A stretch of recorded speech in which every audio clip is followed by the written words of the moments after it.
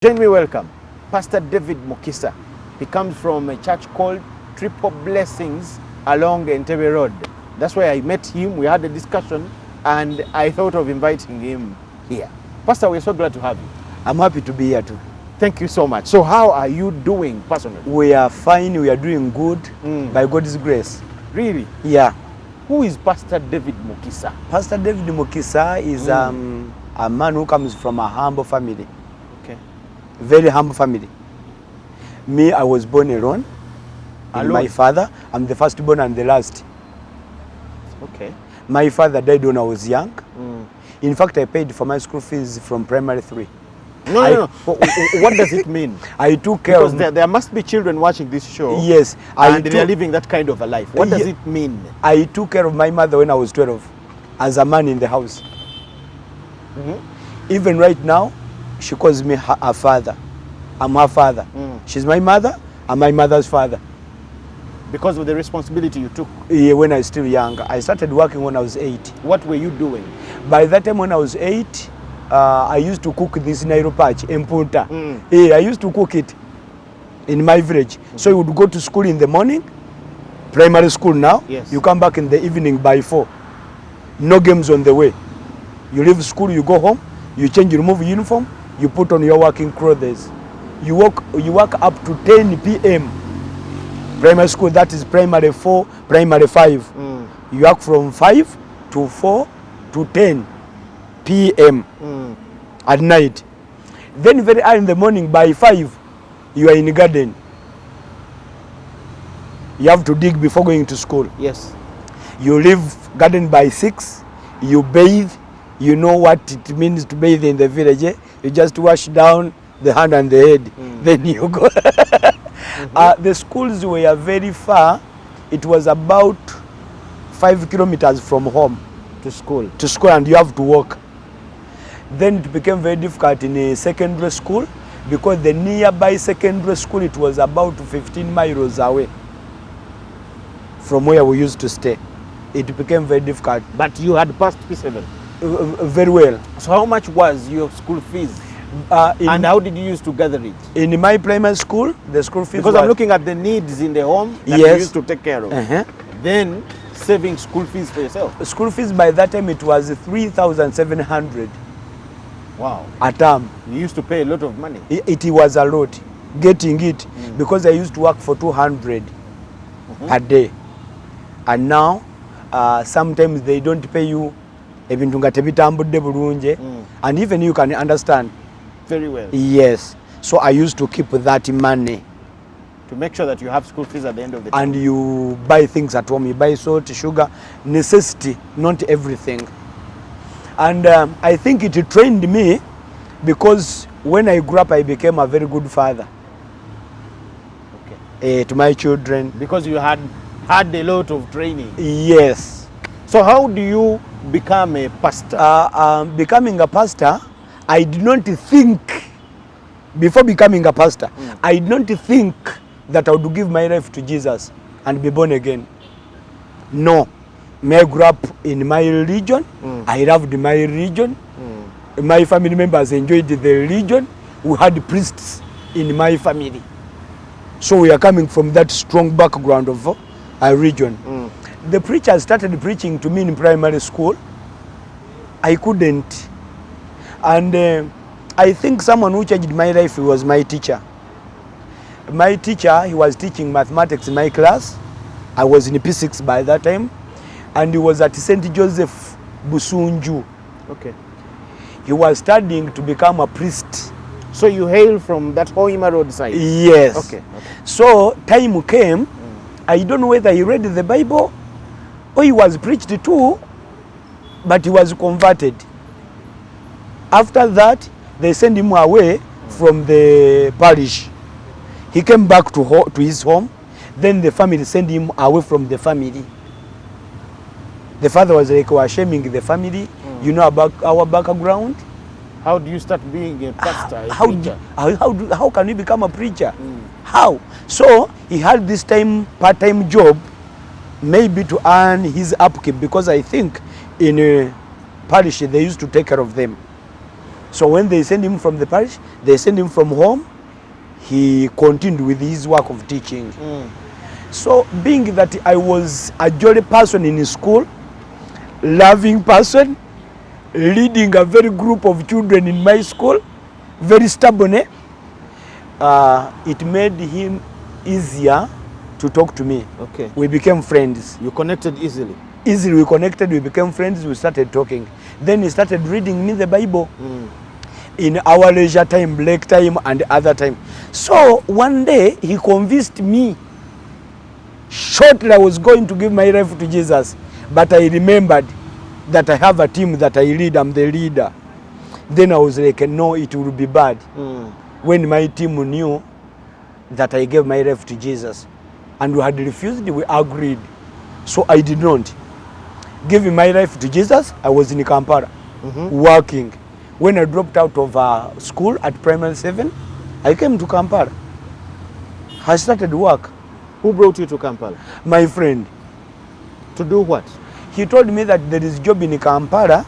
Before I had refused to come, because people would come to Kampala from my village, then they come back when life is difficult, they are tiny, and I ask where the problem. They're like, in Kampala everything they sell, everything is sold. I was like, even jackfruit? They were like, yes. Even sugar cane? Yes. I was like, no, then I'll not go to Kampala because in the village you just steal. So you broke the vow and came to Kampala? I have broken the vow to come to Kampala because life became difficult and tight. In the village? In the village with my mother. So I couldn't be able to take care of my mother anymore.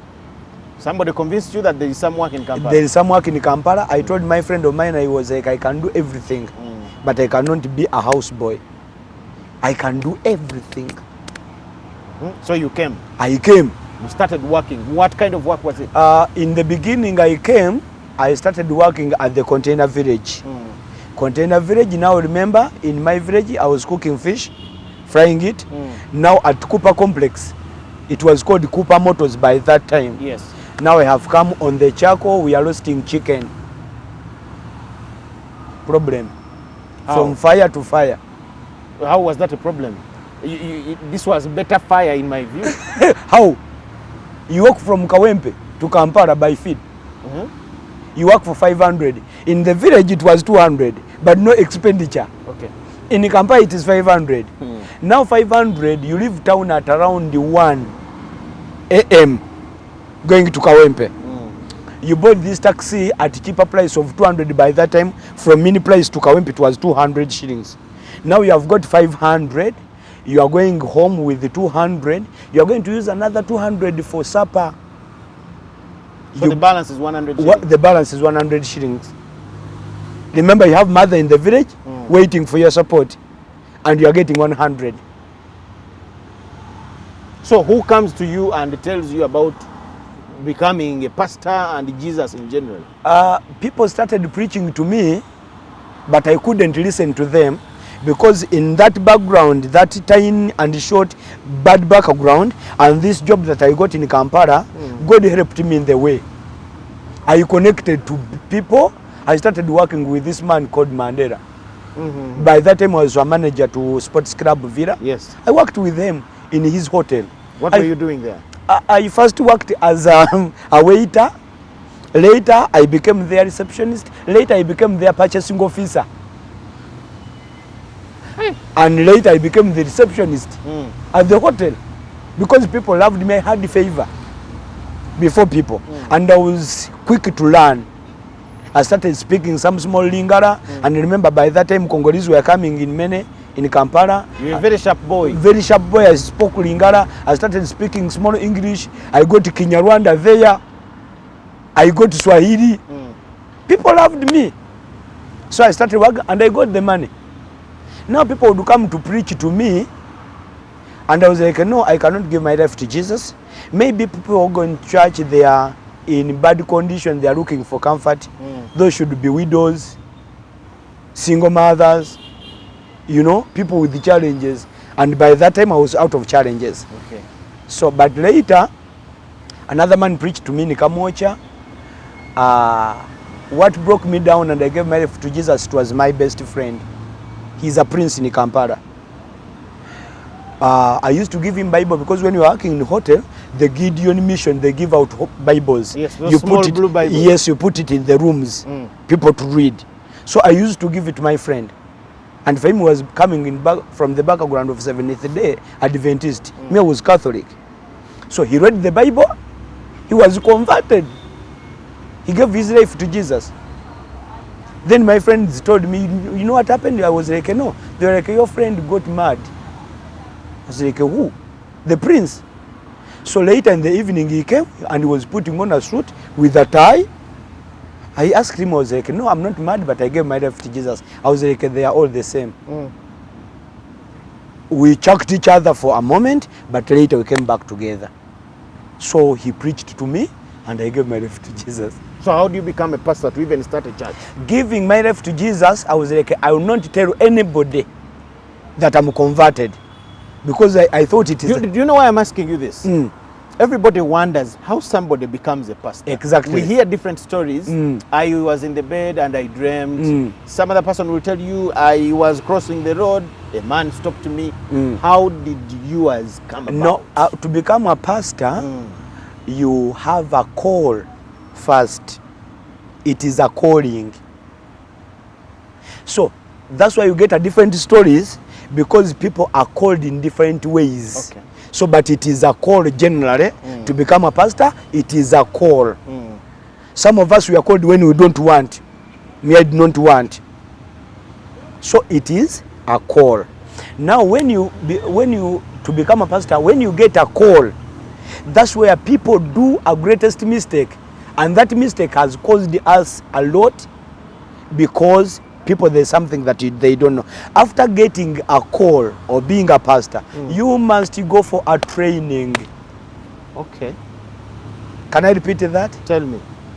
If you have got a call of being a pastor, you must go for a training. Where are those schools? Do you have seminaries? We have them in Uganda. We have schools, training schools, and sometimes the biggest training we get it in church. Practically, because when you go to school, you get theory. But totally it's different having theory and practical. Okay. They are totally different things. So the best training is practical.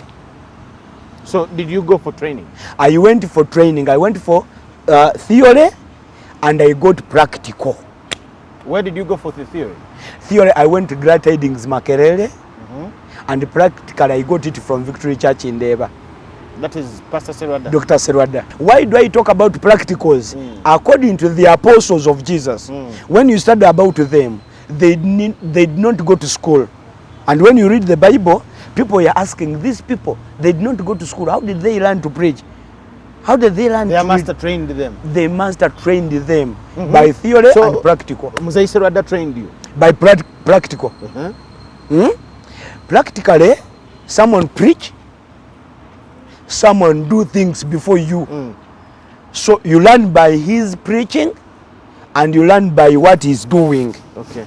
And that is very how important. He conducts himself and how he preaches. Very so important. That's where you got your lessons. Very important. Okay. So how do you leave him to start your own? Start by my own. Because why am I asking that? We normally hear you people that get trained by those senior men.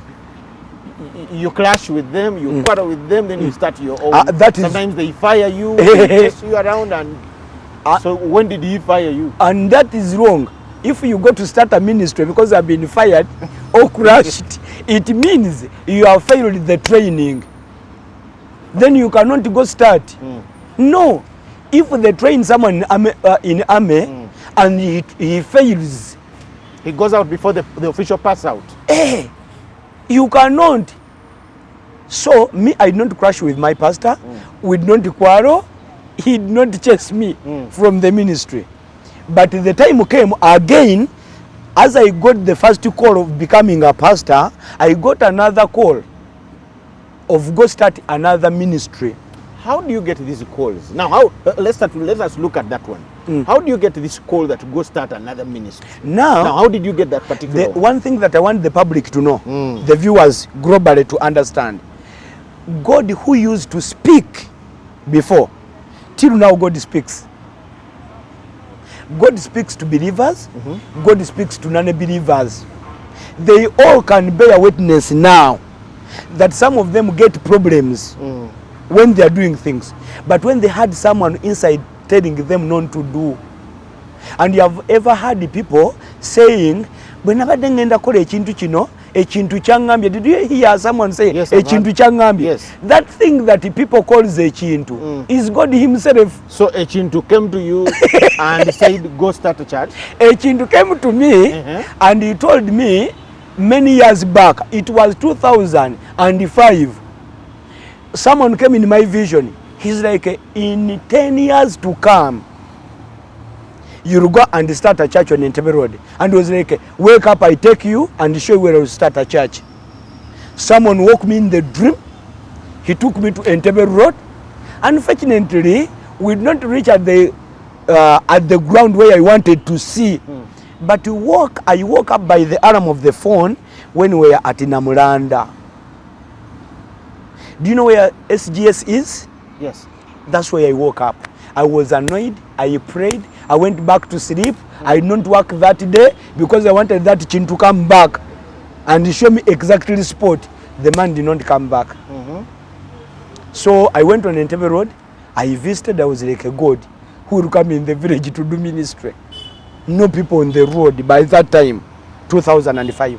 So I came back in the church. By that time I wasn't even a pastor here. But later I was appointed and anointed. I became a pastor. They gave me an office. I started doing the work. They gave me even salary. They paid me. So I was... At Victory Church? Yes, I was comfortable. There is no need of going. So the worst part of my life is God again to come to me and say, the time is now. Go and do what I told you. It was difficult for me because by this time I was comfortable. Everything's moving on well. You get your money with no expenditure. So starting a church, it is a very bad job if you are called. If you are not called and you are looking for money, maybe you know how you kupanga and you steal from people, it can be good to you. But if it is about calling, it is a very bad job. So you don't kupanga to steal from people yourself? I don't. How do pastors kupanga and steal from people? Me, myself, I have become a student in church. I'm a student up to now. I study church, I study Bible, I study God, I study people. I'm still a student up to now. As a student, how do pastors kupanga and steal from their flock? Now, there is one thing that you can always notice. There is pastors who invite you to do a program, yes, TV or radio. They give out their number in every 10 minutes. They want to give out their contacts. Okay. Have you ever noticed that? Yes, yes. It's simply because they want to get people privately and they deceive them. Okay? Some of them... That is one of the signs. That is one of the signs. They want to give out their number all the time. If we invite them and you don't allow them to give out their contacts, they hate you. They cannot even come back to your show. Some of them, they came in church. It is not because of calling. To survive. To survive. That's why we have got a lot of challenges.